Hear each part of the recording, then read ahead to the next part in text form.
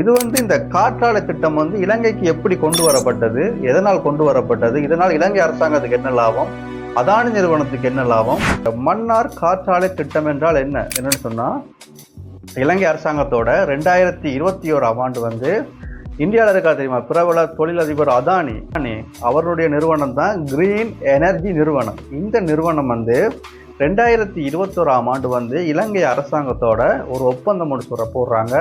அதாவது $442 மில்லியன் பெறுமதியில் மன்னாரில் ஒரு காற்றாலை அமைக்கிற ஒரு திட்டம். அதாவது இது எத்தனை வருடங்களுக்குன்னு சொன்னால், கிட்டத்தட்ட 20 வருடங்களுக்கு இந்த மன்னாரில் காற்றாலை அமைத்து 250 மெகாவாட்ஸ் மின்னை உற்பத்தி செய்து அதை இலங்கை அரசாங்கத்துக்கு திரும்ப விற்று அதுலேருந்து ஒரு லாபத்தை எடுக்கிற நோக்காக தான் இந்த ஒப்பந்தம் போடப்படுது. எப்போன்னு சொன்னால் 2021 அப்போ ஒப்பந்தம் போடுறாங்க. ஆனால் அந்த ஒப்பந்தம் அப்போ நிறைவேற்றலை. திரும்ப அதே ஒப்பந்தத்தை 2022ஆம் ஆண்டு